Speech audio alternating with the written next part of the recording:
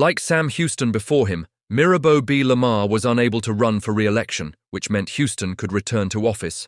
He easily won a second term, garnering almost 70% of the vote, similar to his first victory.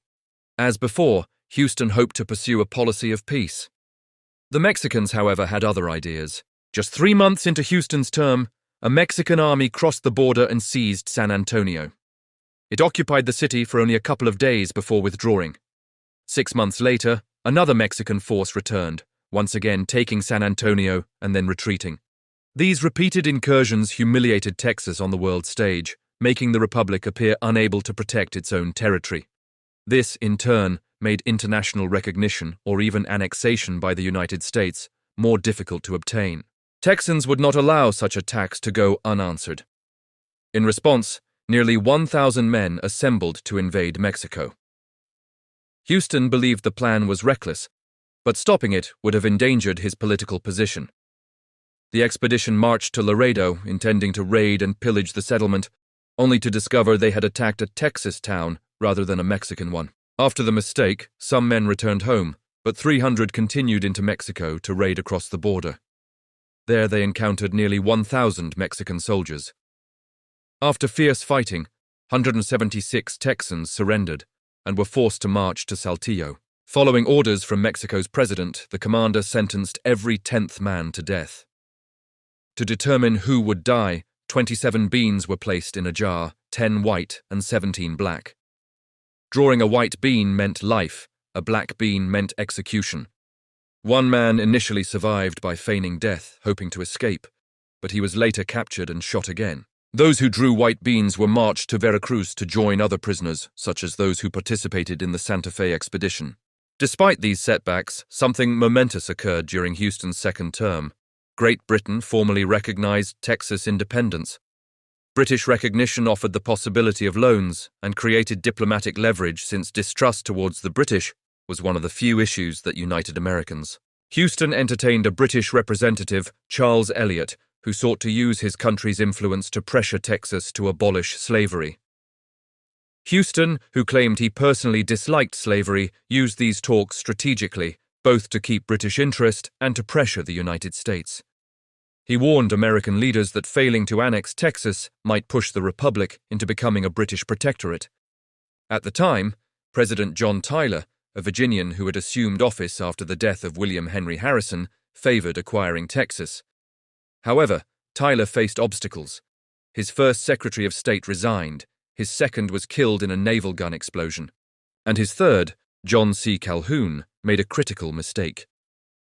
In a letter to the British ambassador, Calhoun explicitly linked annexation to the preservation of slavery.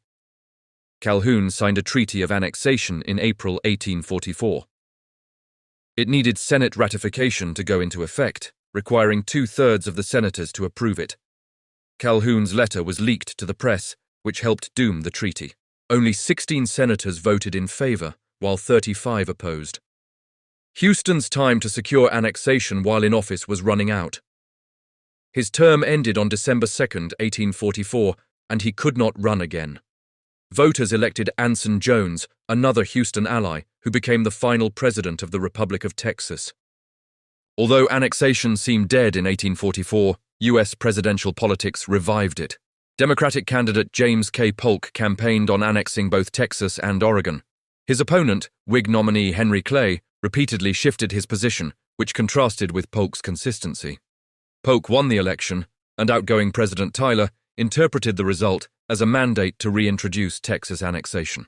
Tyler still had several months in office after the election, since presidential terms began in March until 1937.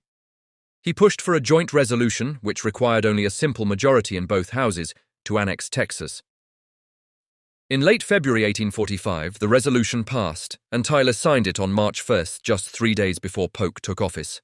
Texas now had to decide whether to accept the terms. Under the agreement, it would enter the Union directly as a state, bypassing the territorial stage entirely. Had Texas become a territory, the federal government would have had the authority to decide whether slavery could exist there. As a state, however, Texas would retain full control over the institution within its borders. Texas would also keep its public lands, an unusual privilege for a new state. When other states entered the Union, the United States would acquire those lands. Texas could then sell them and begin reducing its substantial debt, which had risen to as much as $15 million since the Republic stopped paying it off. In addition, the agreement allowed Texas the option to divide itself into as many as 4 states in the future if circumstances ever warranted it. Contrary to popular belief, however, Texas did not gain the right to secede. The U.S. also pledged to support Texas's claim to the Rio Grande as its southern border. News of the annexation offer spread quickly, and Texans held meetings throughout the Republic to express support. President Jones initially delayed a decision, encouraging Britain and France to persuade Mexico to recognize Texas independence. In May, Britain announced that Mexico would indeed recognize Texas if it rejected annexation.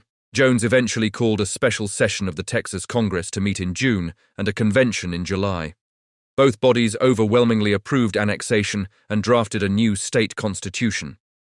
In December 1845, the U.S. Congress accepted Texas's constitution. Texas voters elected James Henderson as the state's first governor, along with its first legislature.